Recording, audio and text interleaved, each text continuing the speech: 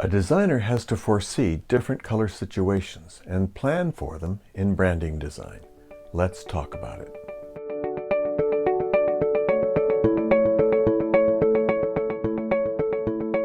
An identity needs to work in all situations, not just in ideal lighting or at optimal distances. It must be easily recognized in compromised lighting or less than ideal reproduction. An important part of the issue is the difference between RGB, the kind of color you see on your computer monitor, and CMYK, the kind of color in most printing. In RGB, we are able to use the pure wavelengths of color. In printing, we are dependent on having pigments that happen to be the color we want. This is not easy. Some chemical compounds that are the right color are very fugitive and don't last long before fading. There are lots of reasons we don't have the colors in print that we see on our computer monitors. You can see here that yellow and red in CMYK are very close to the ideals in RGB. But for the other four colors, magenta, blue, cyan, and green, there is a big difference. These 5 digital files were printed on 3 different printers of the same brand. Note how differently each file prints. Colors that have marginal contrast in one printing are less legible in another. This is the common fate of all printing. Given that brands will be reproduced in endless ways, designers cannot afford to take chances by using marginal contrast. What might look great on your computer monitor can, and most likely will, look different when printed. This is especially true with blues. They invariably print much darker than they appear on the screen. Unless you print on the same machine every time, there will always be variances. As we just saw, even the printers of the same brand will vary considerably in color output. This is why you can't cheat on or be careless about contrast as it appears on your monitor. The bare minimum contrast must be 40%. Why put your client's identity in jeopardy of not being readable? The contrast for a particular blue may look good enough on the screen, but blues almost always print darker than they show on the screen. This is how this identity appeared in a glossy magazine print ad. Should a client be satisfied with an identity that doesn't show up? There is a difference between the PC monitor gamma, which is darker than the Macintosh monitor gamma. Web designers used to think they were safe from color variations when designing for the web by favoring the PC gamma, secure in the knowledge that most viewers would see things as they were intended. Not any longer. Every year, Apple sales, including iPhones and iPads, have increased to the point that a designer who favors only the PC monitor gamma setting will be missing about half the market.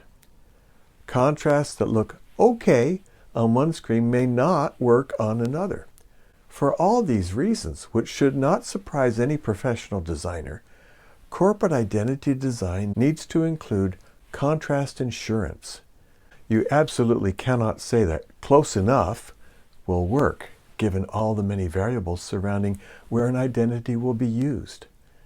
As was mentioned in the previous lesson, a logo can have as little as 40% difference with its background. But a color with only 40% contrast on white will have insufficient contrast on a background such as pink or light blue, perhaps only 10 or 20%. Colors lighter than 40% will not provide enough contrast on white backgrounds and will be nearly invisible on other light backgrounds.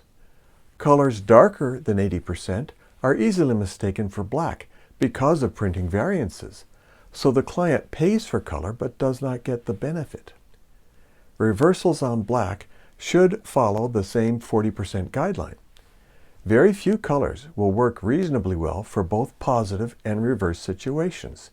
Even so, if the background isn't black but a dark color, the 40% minimum contrast difference for a logo should still be maintained.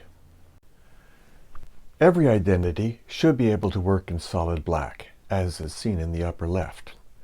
Below that is the more common approach, the logo in the corporate color and the signature in black.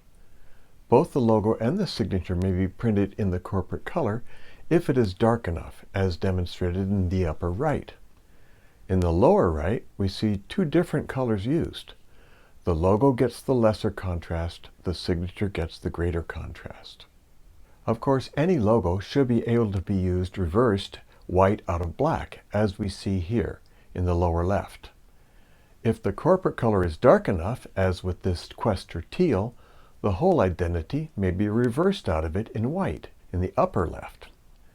Many companies adopt an alternate color, such as this lighter Quester aqua, seen used on the right.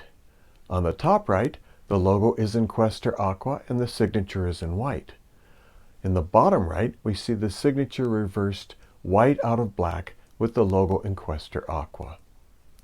Quester aqua is light enough for the whole identity to be reversed out of black and still give the signature the 60% contrast needed. When a corporate color is not available, most companies will reverse the whole identity in white out of any color that is dark enough to give contrast. Most businesses need signage and vehicles identified, which is typically done in vinyl. We can now have printed vinyl, but it doesn't last as long as cut vinyl. Not every color in the Pantone book comes in a matching vinyl, but you can get a matching Pantone ink for every standard vinyl color that exists. It makes sense, therefore, to work from the vinyl color before committing to any corporate identity color. Custom vinyl colors can be made, but the client has to order thousands of rolls of such a color. While this may be fine for a national company, it is out of the question for a medium or small firm. Yes, one can get full color printed vinyl, but again, it only lasts about 1/3 of the time as cut vinyl. For companies with large fleets of vehicles, this is no small financial consideration. After choosing a vinyl color, it is a simple matter to identify the equivalents in Pantone inks, CMYK, RGB, and hexadecimal. This will enable a corporate identity to be as consistent as possible across different media. Remember, a professional works in the client's best interests, and any decision that will incur added expense should be the client's decision, not the designer's. No color identity will work on every value of background. Logo colors at about 50% value may work equally well in positive and reverse, but only if the backgrounds are white or 10%, or alternatively, black or 90% respectively. As a result, many companies will have one color that is used for white and light backgrounds, and a similar but lighter alternative for reversals on dark backgrounds. In the chart shown here, the corporate color is used for the logo alone and black for the signature. The result will be a range of compatible backgrounds that will give the 40% contrast needed. However, a 60% value logo will have a very limited range of legibility when in reverse. For this reason, many companies opt for that alternate reverse corporate color, as shown here at the right end of this row. If the corporate color is at least 60% value, it may be used for both logo and signature, but the alternate corporate color will be needed for reversals. A secondary color may also be used for the logo and the primary color for the signature, but the range of background color options may be very limited. Generally speaking, mid-value backgrounds should be avoided. It can be impossible to obtain enough contrast between such a background and any corporate color. When mid-value backgrounds cannot be avoided, often only an all-white version of the identity will give enough contrast. Designers who use an inappropriate color like a bright yellow because of some association with the product will find that it just doesn't work in white backgrounds. This is one of the reasons why using the 3 primary colors never works in identities. This logo was featured in a design annual as an innovative design. It is not. Not only does it not reproduce in black only, it also has internal contrast problems, and besides all that, it needs black plus 3 shades of olive green, 2 of which are not available in solid vinyl. Internal contrast is another factor that too many designers fail to consider. Here again, a 40% minimum contrast is needed between touching elements. If you use black for containing shapes, for instance, colors used for fill need to be 60% or lighter to provide minimum internal contrast of the 40%. This identity is legible in black. In the color-filled version, two of the fill-in colors are too dark to give sufficient internal contrast. The red is marginal at best, and the blue is way too dark to be easily distinguished from the black.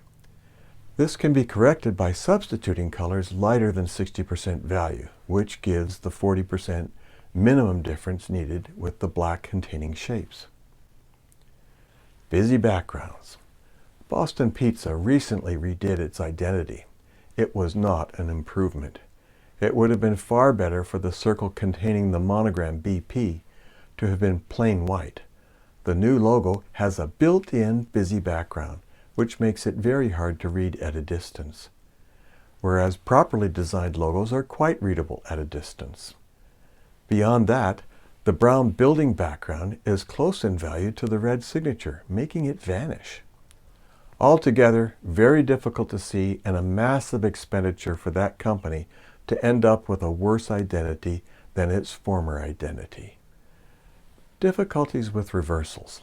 Most logos can be used in reverse without any problem. However, if the logo imagery makes use of values to indicate a three-dimensional solid with highlights and shadows, a reversal will not give the desired effect. Another difficulty occurs when part of the logo represents something that must be light. Switching that element to dark in reversed version will again not give the desired effect. The former AT&T logo could not be used as a straight reversal because it looked like the Death Star from Star Wars. Instead, a unique variation was designed for use in reversal situations that avoided this appearance. The KFC, if reversed, looked like an X-ray. They had to use a positive face over the reversal background. The lighthouse below looks like it broadcasts darkness in a true reverse. Here also, an alternate positive logo was inserted into the reversal background. As with any other discipline, branding design has many considerations to make good work.